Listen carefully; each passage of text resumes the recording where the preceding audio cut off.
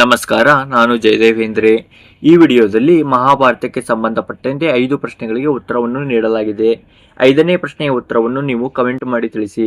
ಉತ್ತರವನ್ನು ನಾವು ಮುಂದಿನ ವಿಡಿಯೋದಲ್ಲಿ ತಿಳಿಸುತ್ತೇವೆ. ಈ ವಿಡಿಯೋ ನಿಮಗೆ ಇಷ್ಟವಾದರೆ ಲೈಕ್ ಮಾಡಿ, ನಿಮ್ಮ ಅಭಿಪ್ರಾಯವನ್ನು ಕಮೆಂಟ್ ಮಾಡಿ ತಿಳಿಸಿ ಹಾಗೂ ಈ ಚಾನಲ್ ಅನ್ನು ಸಬ್ಸ್ಕ್ರೈಬ್ ಮಾಡಿ. ಮಹಾಭಾರತ ಸಂಚಿಕೆ 17ನೇ ವಿಡಿಯೋದ ಕೊನೆಯ ಪ್ರಶ್ನೆಯ ಉತ್ತರ ಆಪ್ಷನ್ ಡಿ. ತನ್ನ ಬರಿಗೈಗಳಿಂದಲೇ ಅವನನ್ನು ಪುಡಿ ಮಾಡುವ ಮೂಲಕ ಕೊಂದನು. ಭೀಮನು ಕೀಚಕನನ್ನು ಹೇಗೆ ಕೊಂದನು ಎಂದರೆ ತನ್ನ ಬರಿಗೈಗಳಿಂದಲೇ ಅವನನ್ನು ಪುಡಿ ಮಾಡುವ ಮೂಲಕ ಕೊಂದನು. ಅಂದ್ರೆ ನಾವು ಕಾಲೇಜ್ ಟೈಮ್ನಲ್ಲಿ ಹೇಳ್ತಿದ್ವಲ್ಲ, ಅದೇ ಟೈಮ್ ಭೀಮನು ಕೀಚಕನನ್ನು ಗುದ್ದಿ ಗುದ್ದಿ ಗುದ್ದಿ ಗುದ್ದಿ ಕೊಂದನು. ಆ ಟೈಪ್ ಗುದ್ದಿ ಗುದ್ದಿ ಕೊಂದನು. ಈ ವಿಡಿಯೋದ ಮೊದಲನೇ ಪ್ರಶ್ನೆ, ಸ್ವಯಂವರದ ಸಮಯದಲ್ಲಿ ದ್ರೌಪದಿ ತನ್ನ ವರರಿಗೆ ಇಟ್ಟ ಪರೀಕ್ಷೆ ಏನು? ಆಪ್ಷನ್ ಎ, ದ್ವಂದ್ವ ಯುದ್ಧದಲ್ಲಿ ಅವಳನ್ನು ಸೋಲಿಸಬೇಕು. ಆಪ್ಷನ್ ಬಿ, ಒಂದು ಒಗಟಿಗೆ ಉತ್ತರಿಸಬೇಕು. ಆಪ್ಷನ್ ಸಿ, ಗುಪ್ತ ನಿಧಿಯನ್ನು ಹುಡುಕಬೇಕು. ಆಪ್ಷನ್ ಡಿ, ಬಿಲ್ಲನ್ನು ಎತ್ತಿ ಮೀನಿನ ಕಣ್ಣಿಗೆ ಬಾಣದಿಂದ ಹೊಡೆಯಬೇಕು.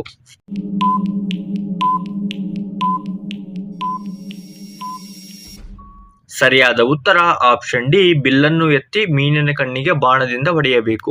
ದ್ರೌಪದಿಯ ಸ್ವಯಂವರದ ಸಮಯದಲ್ಲಿ ಆಕೆಯ ತಂದೆ ರಾಜ ದೃಪದನು ವರರಿಗಾಗಿ ಅತ್ಯಂತ ಕಠಿಣವಾದ ಧನುರ್ವಿದ್ಯಾ ಪರೀಕ್ಷೆಯನ್ನು ಇಟ್ಟಿದ್ದನು. ಈ ಪರೀಕ್ಷೆಯ ಪ್ರಮುಖ ಹಂತಗಳು ಇಲ್ಲಿವೆ.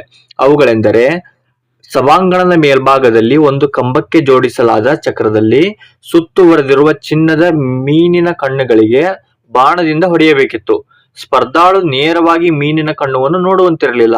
ಬದಲಾಗಿ ಕಂಬದ ಕೆಳಗೆ ಇಟ್ಟಿದ್ದ ನೀರಿನ ಪಾತ್ರೆಯಲ್ಲಿ ಕಾಣುವ ಮೀನಿನ ಪ್ರತಿಫಲನವನ್ನು ನೋಡಿ ಗುರಿ ಹೊಡೆಯಬೇಕಿತ್ತು. ಈ ಕಾರ್ಯಕ್ಕಾಗಿ ಅತ್ಯಂತ ಶಕ್ತಿಯುತವಾದ ಮತ್ತು ಭಾರವಾದ ಬಿಲ್ಲನ್ನು ಸಿದ್ಧಪಡಿಸಿದ್ದನು. ಇದನ್ನು ಎತ್ತಿ ಎದೆಗೇರಿಸುವುದೇ ಅನೇಕ ರಾಜರಿಗೆ ಅಸಾಧ್ಯವಾಗಿತ್ತು. ಸಭೆಯಲ್ಲಿದ್ದ ಘಟಾನುಘಟಿ ರಾಜರೆಲ್ಲರೂ ಸೋತಾಗ ಬ್ರಾಹ್ಮಣ ವೇಷದಲ್ಲಿದ್ದ ಅರ್ಜುನನು ಅತ್ಯಂತ ನಿಖರವಾಗಿ ಮೀನಿನ ಕಣ್ಣನ್ನು ಭೇದಿಸಿ ದ್ರೌಪದಿಯನ್ನು ವರಿಸಿದನು. ಎರಡನೆಯ ಪ್ರಶ್ನೆ, ಕರ್ಣನ ರಥದ ಚಕ್ರ ನೆಲದಲ್ಲಿ ಸಿಲುಕಿಕೊಳ್ಳುವಂತೆ ಶಾಪ ಹಾಕಿದವರು ಯಾರು? Option A, Parashurama. Option B, Bhishma. Option C, Krishna. Option D, ಬ್ರಾಹ್ಮಣ.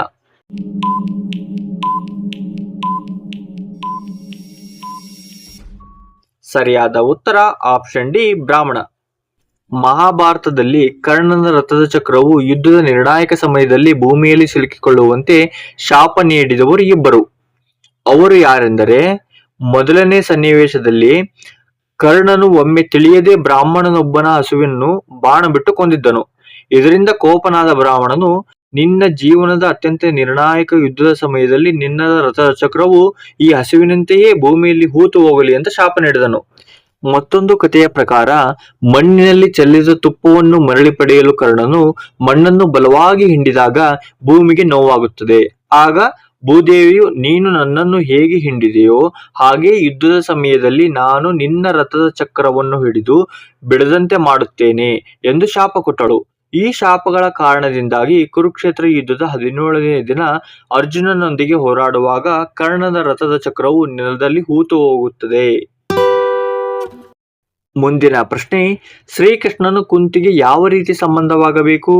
ಆಪ್ಷನ್ ಎ, ಸೋದರಳಿಯ. ಆಪ್ಷನ್ ಬಿ, ಸಹೋದರ. ಆಪ್ಷನ್ ಸಿ, ಅಣ್ಣ. ಆಪ್ಷನ್ ಡಿ, ತಾಯಿ ಮತ್ತು ಮಗ.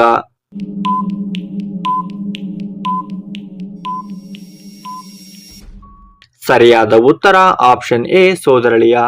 ಮಹಾಭಾರತದ ಪ್ರಕಾರ ಶ್ರೀಕೃಷ್ಣ ಮತ್ತು ಕುಂತಿಯ ನಡುವಿನ ಸಂಬಂಧಗಳು ಈ ಕೆಳಗಿನಂತಿವೆ.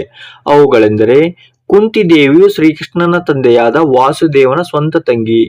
ಈ ಕಾರಣದಿಂದ ಶ್ರೀಕೃಷ್ಣನಿಗೆ ಕುಂತಿಯು ಸೋದರತ್ತೆ ಆಗಬೇಕು. ಕುಂತಿಯ ಮಗನಾದ ಅರ್ಜುನನು ಶ್ರೀಕೃಷ್ಣನ ತಂಗಿ ಸುಭದ್ರೆಯನ್ನು ವಿವಾಹವಾಗಿದ್ದಾನೆ. ಈ ದೃಷ್ಟಿಯಿಂದ ಶ್ರೀಕೃಷ್ಣನು ಕುಂತಿಗೆ ಸೋದರಳಿಯ ಹಾಗೂ ಬೀಗರ ಸಂಬಂಧಿ ಆಗಬೇಕು. ಮುಂದಿನ ಪ್ರಶ್ನೆ, ಯುದ್ಧದಲ್ಲಿ ಸಂಪೂರ್ಣವಾಗಿ ಅರ್ಜುನನ್ನು ಸೋಲಿಸಿದ ಏಕೈಕ ವ್ಯಕ್ತಿ ಯಾರು? Option A, Bhishma. Option B, Satyaki. Option C, Babruvahana. Option D, Dronacharya.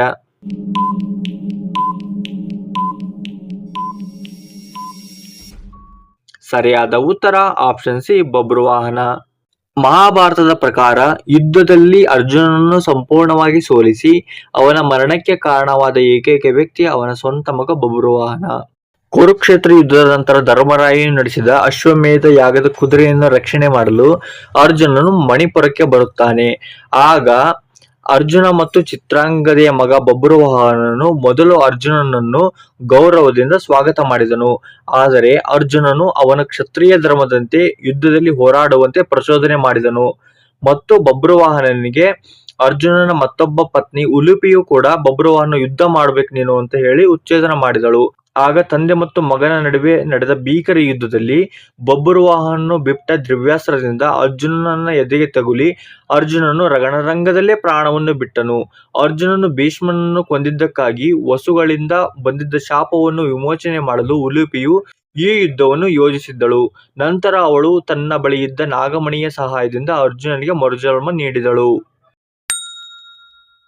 ಕೊನೆಯ ಪ್ರಶ್ನೆ, ರಾಜ ಜನಮೇಜಯನಿಗೆ ಮಹಾಭಾರತವನ್ನು ಯಾರು ವಿವರಿಸಿದರು? Option A Narada, option B Vyasa Maharshi, option C ಸಾಂಗ ವೈಶಂಪಾಯನ, ಆಪ್ಷನ್ ಡಿ ವಿದುರ. ಈ ಪ್ರಶ್ನೆಯ ಉತ್ತರವನ್ನು ಕಮೆಂಟ್ ಮಾಡಿ ಉತ್ತರಿಸಿ. ಈ ಪ್ರಶ್ನೆಯ ಉತ್ತರವನ್ನು ನಾವು ಮುಂದಿನ ವಿಡಿಯೋದಲ್ಲಿ ತಿಳಿಸುತ್ತೇವೆ. ಸಂಪೂರ್ಣವಾಗಿ ವಿಡಿಯೋವನ್ನು ನೋಡಿದ್ದಕ್ಕಾಗಿ ಧನ್ಯವಾದಗಳು. ಈ ವಿಡಿಯೋ ನಿಮಗೆ ಇಷ್ಟವಾದರೆ ಲೈಕ್ ಮಾಡಿ, ಹಾಗೆ ಈ ಚಾನಲನ್ನು ಸಬ್ಸ್ಕ್ರೈಬ್ ಮಾಡಿ ಹಾಗೂ ಈ ವಿಡಿಯೋವನ್ನು ನಿಮ್ಮ ಸ್ನೇಹಿತರಿಗೆ ಶೇರ್ ಮಾಡಿ.